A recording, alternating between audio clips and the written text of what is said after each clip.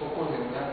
Então, o desenvolvimento do interview, que é a proposta de uma ferramenta específica para dar suporte à entrevista, ela é uma evolução desde a ferramenta de bate-papo típica, que já é difícil, se fosse aplicar uma entrevista, é difícil acompanhar as mensagens do entrevistador, que os portais, os grandes portais do UOL, Terra, Livre, já tentaram resolver esse problema, definindo papéis, entrevistadores, moderador e entrevistado, só que as perguntas são enviadas para o moderador, né?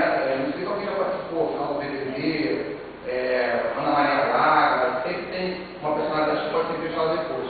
Então o moderador filtra as perguntas, ele escolhe, ele decide se ele acha relevante ou não e publica a pergunta. No caso do Big Brother, são 30 mil no último Big Brother. Imagina, com 4 moderadores. Provavelmente ele não teve um filtro, deve ser muito difícil filtrar, né? 30 mil usuários para 4 moderadores.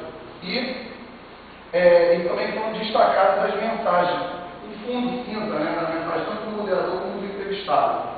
Aí, mas mesmo assim, ficava confuso, as mensagens se misturavam, o entrevistador com os entrevistadores, e era difícil criar esse pagamento, para ver o que ele estava respondendo. Aí, para tentar resolver esse problema, teve um trabalho na Universidade Federal do Rio de Janeiro, não é a Unirio, é o FRJ, de um aluno de graduação, projeto de graduação, que era o ferramenta de entrevista.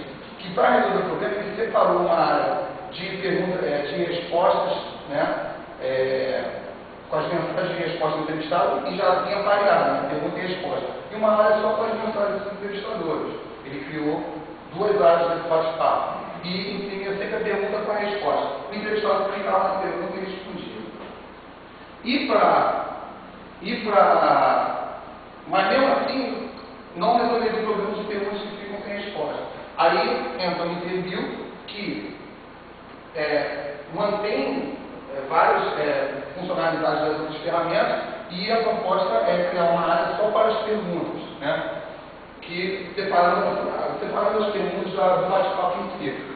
Então, o interview tem uma área destinada só para perguntas e respostas, que depois que o entrevistado responde, esse pagamento, e aparece aqui nessa área. Tem uma área destinada só para as perguntas, que o entrevistador que quiser fazer a pergunta, digita aqui e envia. Ela fica numa lista, o entrevistado, na visão dele, clica na pergunta, abre uma área e ele responde. E uma área de socialização, que é o bate-papo em si, que a pessoa quiser interagir com o entrevistado como entrevistador, ele manda a mensagem ali, naquela área. Essa é a visão do entrevistado, que ele clicou numa pergunta, abre uma área para ele responder, e ele, a partir do momento que ele responde, ele é impresso naquela área das perguntas e respostas. E a conclusão que nós podemos tirar dessa dinâmica é que ela promove colaboração, permite uma interação social, possibilita uma construção de conhecimento, né? Mas que é importante essa adequação das ferramentas para dar suporte à técnica e a adequação das técnicas para dar suporte à ferramenta. E a gente vai estar avaliando a proposta no dia 27 de novembro agora, no estudo de caso.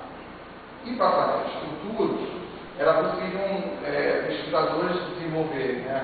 Por exemplo, uma ferramenta tipo MSN para uma entrevista junto a aluno, poderia de repente fazer uma ferramenta de videoconferência, com uma entrevista de grupos pequenos, grupos pequenos de 12 pessoas, ou até de repente um fórum para grupos muito grandes, que a pessoa manda uma pergunta antes e o entrevistado vai respondendo.